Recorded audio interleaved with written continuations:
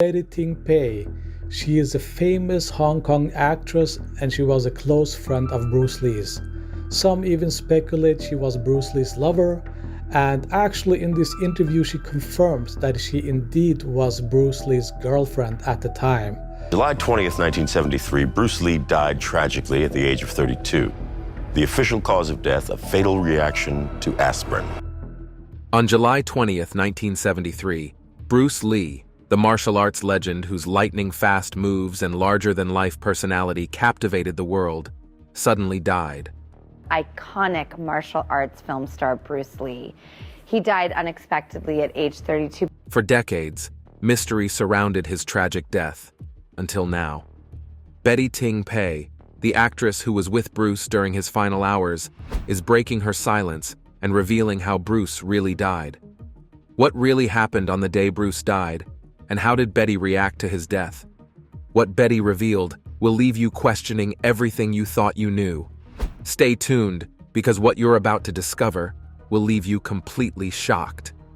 Betty Ting Pei's relationship with Bruce Lee and her revelation about his death.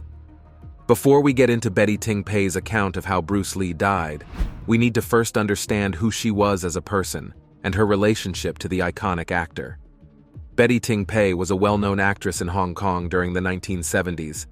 Even though she was an actress in her own right, Betty was actually more famous for her relationship with the legendary martial artist and actor, Bruce Lee.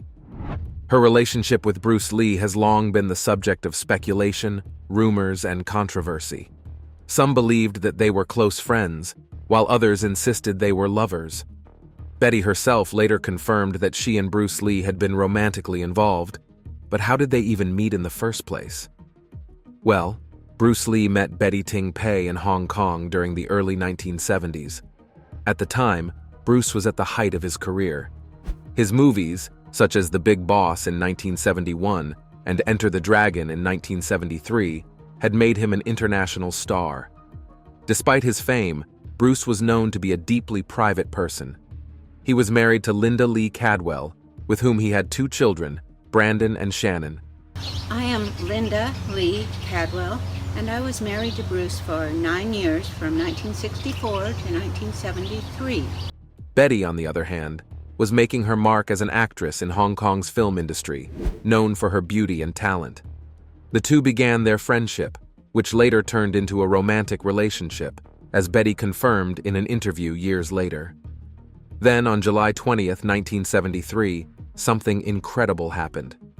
Bruce Lee visited Betty Ting Pei at her apartment in Kowloon, Hong Kong. The purpose of the visit, according to Betty, was to discuss an upcoming movie project. Bruce had been working with Raymond Chow, a film producer, on this new project. Raymond Chow picked Bruce up from his house earlier that day, and they drove to Betty's apartment. But when Raymond saw Bruce that day, he noticed that Bruce looked unwell. Bruce seemed tired and far from his usual energetic self. It was unusual for Bruce Lee, who was always known for his remarkable fitness and vitality. Betty later described how Bruce seemed out of sorts during their meeting. He complained of not feeling well and asked for water and later a painkiller. At some point during their meeting, Bruce Lee took a painkiller that Betty provided. According to her, it was a common aspirin that was widely used in Hong Kong. Bruce had been known to take stronger painkillers in the past due to his intense physical training and the strain it placed on his body, but he did not have his usual medication with him that day, and the aspirin he took had little effect. Feeling increasingly unwell, Bruce decided to lie down and rest in Betty's apartment. He went into her bedroom to take a nap, but unfortunately, he never woke up. Betty became concerned when Bruce did not respond after some time.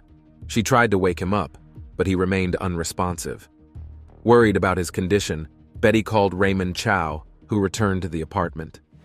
Raymond also tried to wake Bruce, but it was clear that something was seriously wrong. They contacted a doctor, who arrived and attempted to revive Bruce, but his efforts were unsuccessful. At this point, an ambulance was called, and Bruce Lee was rushed to Queen Elizabeth Hospital in Hong Kong. Despite the medical team's best efforts, Bruce Lee was pronounced dead later that evening. Now, we know Betty Ting Pei's account of Bruce's death. She also confirms what she thinks is the reason that Bruce Lee died. But is this really how the sensational actor died? Keep watching, because what we're about to reveal will blow your mind. How Bruce Lee actually died. On the day Bruce Lee died, he was busy working on a new film project. The movie was called Game of Death, and Bruce had been putting a lot of effort into it.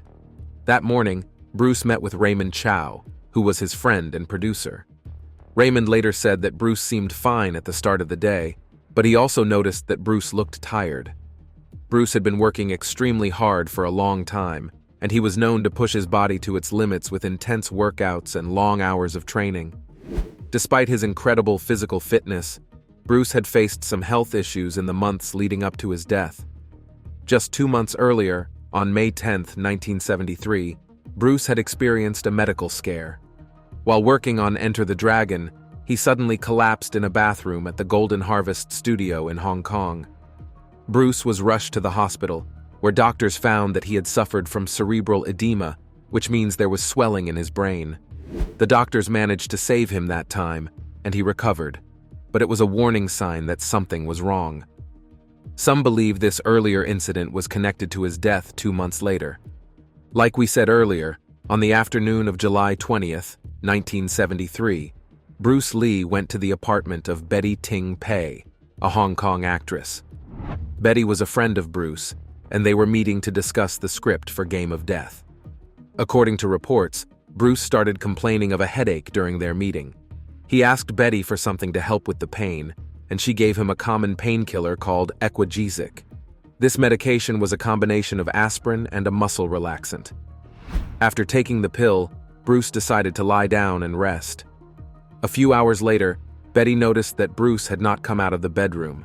She went to check on him and found that he was unresponsive. Betty tried to wake him up but was unsuccessful, so she called Raymond Chow for help. Raymond rushed to the apartment and also tried to wake Bruce, but he remained unconscious. They called a doctor, but by the time the doctor arrived, Bruce's condition was critical. An ambulance was called, and Bruce was taken to Queen Elizabeth Hospital. Sadly, when they arrived at the hospital, Bruce Lee was pronounced dead. The official cause of Bruce Lee's death was recorded as cerebral edema, the same condition he had experienced 2 months earlier. The autopsy report stated that his brain had swollen significantly. A normal human brain weighs about 1,400 grams, but Bruce's brain weighed 1,575 grams, which showed how much swelling had occurred. The doctors believed that the swelling was triggered by a reaction to the painkiller he took earlier that day, but not everyone accepted this explanation. Some people wondered if the medication he took was to blame, while others thought there might be more to the story. Bruce was known to have used painkillers in the past due to the physical strain of his martial arts training, but there was no evidence to suggest he was addicted to them. The pill he took that day, Equagesic, was a common medication and not considered dangerous for most people. Still, doctors believed that Bruce might have had an allergic reaction to one of its ingredients, which caused his brain to swell. Another factor that might have contributed to Bruce Lee's death was his lifestyle. Bruce was extremely dedicated to his work and his martial arts practice. He was an action hero, a cultural icon, a martial arts legend on the cusp of superstardom. He followed a very strict diet and exercised intensely every day. While this made him incredibly fit, it also put a lot of stress on his body. Some medical experts believe that Bruce's body was under constant strain, and this may have made him more vulnerable to health problems like cerebral edema. Bruce also had very little body fat, which some believe could have affected how his body handled medication or stress. Over the years, many theories have been suggested about how Bruce Lee died. Some people have speculated that he was poisoned by Betty, or that his death was part of a conspiracy. These ideas are not supported by evidence, but they continue to be discussed because of Bruce's fame and the mysterious circumstances of his death. Another theory is that Bruce died from heat stroke. This idea comes from the fact that Hong Kong was very hot on the day he died, and Bruce had his sweat glands removed from his armpits earlier that year. He had the surgery because he thought it would look better on camera, but some people believe it may have affected his ability to cool down his body, leading to overheating and brain swelling. Despite all the theories, the most widely accepted explanation for Bruce Lee's death is that it was caused by an allergic reaction to the painkiller he took. The combination of his past health problems, his intense lifestyle, and the medication created a perfect storm that his body could not handle. While it is impossible to know for sure what would have happened if Bruce had not taken the pill that day, many experts agree that his death was a tragic accident rather than the result of foul play or a conspiracy. Now that we know how Bruce really died, did his death affect his legacy in any way? Stay tuned to find out. Bruce Lee's legacy after his death. Bruce Lee's legacy after his death has grown far beyond what many could have imagined during his lifetime. Even though his life was short, ending at the age of 32, his influence as a martial artist, actor, and cultural icon has lasted for decades. Bruce Lee's contributions to martial arts, films, and global culture have left a deep mark, inspiring people in many parts of the world. His name is still celebrated today, and his ideas continue to impact fields such as fitness, cinema, and personal development. One of the most immediate effects of Bruce Lee's death was the success of his films. In particular, Enter the Dragon, which was released just 6 days after his passing on July 26, 1973, became a huge hit. The film introduced Bruce Lee to an even wider audience, especially in the United States, and cemented his status as a martial arts legend. Enter the Dragon was one of the first movies to showcase martial arts on such a large scale, and it helped popularize the genre worldwide. The film earned over $400 million, making it one of the most successful martial arts films of all time. It also inspired a new wave of martial arts movies and actors, many of whom credited Bruce Lee as their role model. That's not all. Apart from his movies, Bruce Lee's impact on martial arts as a discipline was profound. He developed his own fighting style called Jeet Kune Do, which means the way of the intercepting fist. This style was different from traditional martial arts because it did not rely on rigid rules or forms.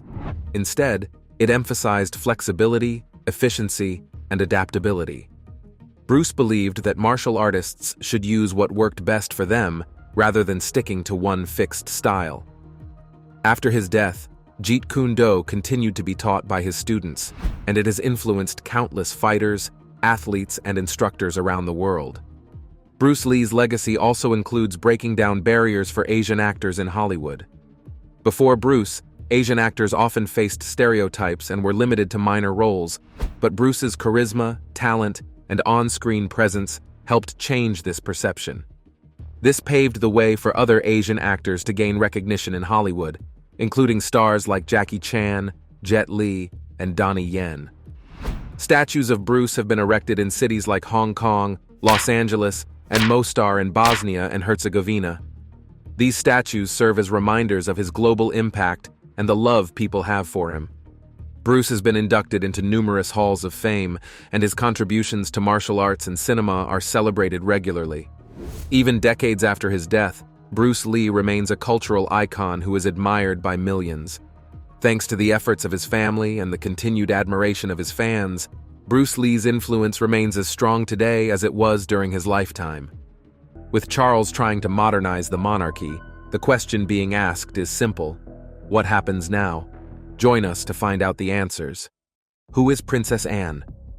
Princess Anne, the only daughter of Queen Elizabeth II and Prince Philip, Duke of Edinburgh, is a prominent member of the British royal family. Born on August 15, 1950, she is known for her strong character and dedication to public service.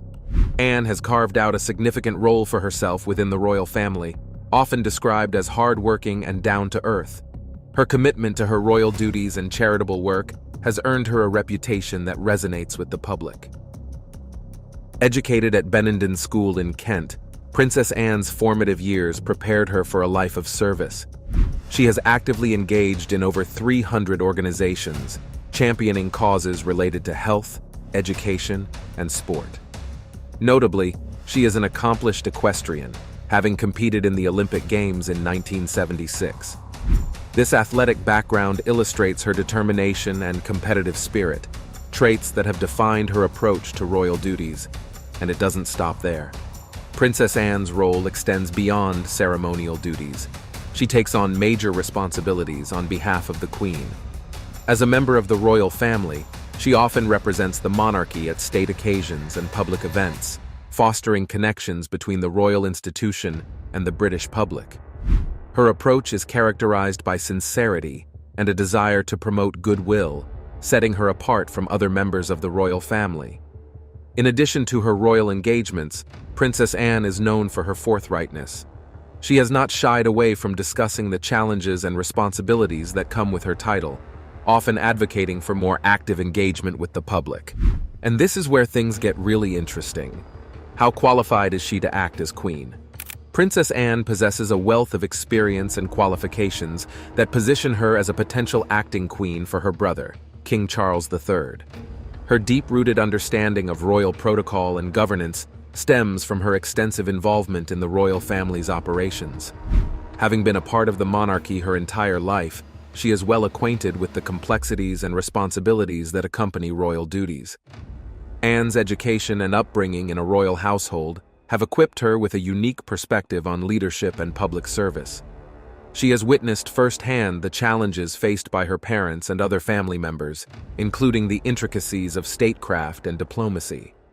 This background gives her a nuanced understanding of the role, making her a strong candidate to assume duties on behalf of the king when necessary. Also, Princess Anne's active participation in numerous charitable organizations reflects her commitment to serving the public. She has demonstrated a keen ability to address social issues, from mental health awareness to children's welfare, which aligns with the royal family's mission to contribute positively to society. Her hands-on approach and willingness to engage with the public have solidified her reputation as a capable and approachable figure within the monarchy. In addition to her public service, Anne's work ethic and tenacity set her apart. She has consistently prioritized her royal responsibilities, often juggling multiple engagements while maintaining a strong presence in the charitable sector. This dedication not only underscores her capability, but also her readiness to step into a more prominent role if required. As King Charles III navigates his reign, having a sister with such qualifications ready to support him is something that could enhance the stability and continuity of the monarchy. But what about Camilla? Why Camilla shouldn't remain as queen consort? The position of queen consort is a role defined by marriage to the king rather than by appointment or inheritance. Camilla became queen consort automatically upon Charles's accession to the throne, following Queen Elizabeth II's explicit wish expressed during her Platinum Jubilee. The role traditionally involves supporting the monarch in their duties, undertaking royal engagements, and serving as patron of various charities.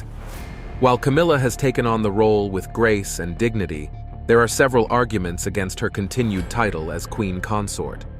First, her past as the Duchess of Cornwall, especially her involvement with King Charles during his marriage to the late Princess Diana, has sparked controversy that lingers to this day. Many royal watchers believe that the history surrounding their relationship undermines her position and continues to evoke mixed sentiments among the public. Also, Camilla's approach to her role has been scrutinized. Critics argue that she has not fully embraced the traditional expectations of a queen consort, particularly in representing the monarchy at ceremonial events. While she has participated in numerous engagements, her less prominent public profile compared to other royal family members raises questions about her commitment to the role. This perception could diminish the stature of the title and the monarchy itself. To add to all of this, the public sentiment toward Camilla remains split. Many members of the public and royal commentators express that her past actions make her an inappropriate figure to hold the title of queen consort. The enduring legacy of Princess Diana still looms large, and for some, the association of Camilla with the end of that marriage continues to tarnish her reputation. This ongoing discussion contributes to the argument that she may not be the best representative for the royal family in such a high-profile position. Once she became the Duchess of Cornwall, Camilla faced criticism for her attempts to reshape her public image. Despite her charitable work and royal duties, public sentiment remained divided. Events such as the high-profile wedding of Prince William and Kate Middleton further highlighted the stark contrast between Camilla and the more universally admired members of the royal family. In public appearances, she often appeared more reserved, which contributed to perceptions of her as an outsider rather than an integral part of the royal family. Even as queen consort, her role has not been free from further controversy. There have been moments of misstep that have generated negative headlines. For instance, her comments during public engagements occasionally drew ire, perceived as lacking sensitivity to the issues faced by ordinary citizens. Such incidents reinforce the view that she sometimes struggles to connect with the public at large, despite her efforts to engage in various charitable initiatives. Finally, there are concerns that the title of Queen Consort should embody ideals of compassion, loyalty, and integrity. Critics argue that Camilla's past raises doubts about her alignment with these values.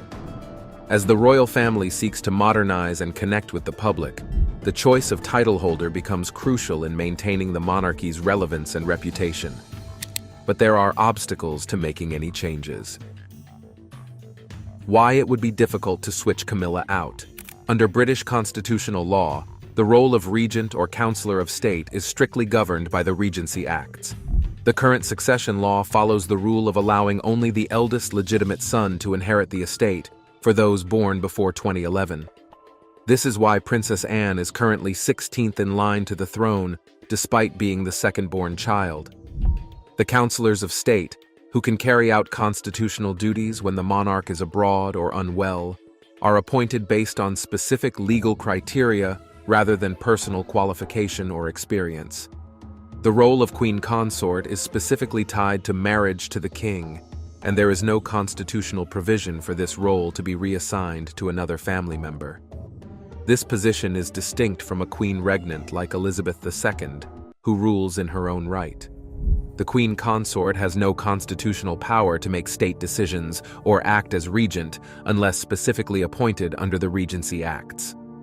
Historically also, the title of Queen Consort has seen instances where the status of an individual has changed due to various circumstances. Notably, in the late 20th century, the case of Queen Mary of Teck and Queen Elizabeth II illustrated how the role can evolve based on the monarchy's needs. When King George V passed away, Queen Mary continued to exert influence and support during the reign of her son, King Edward VIII, before he abdicated in 1936. However, the most notable example of a queen consort being superseded involves Queen Victoria. Upon the death of her husband, Prince Albert, she withdrew from public life for an extended period, which led to discussions about the future role of a queen consort in the monarchy. After her prolonged mourning, Queen Victoria gradually returned to public engagements, but never fully resumed the same level of public prominence that had characterized her earlier reign.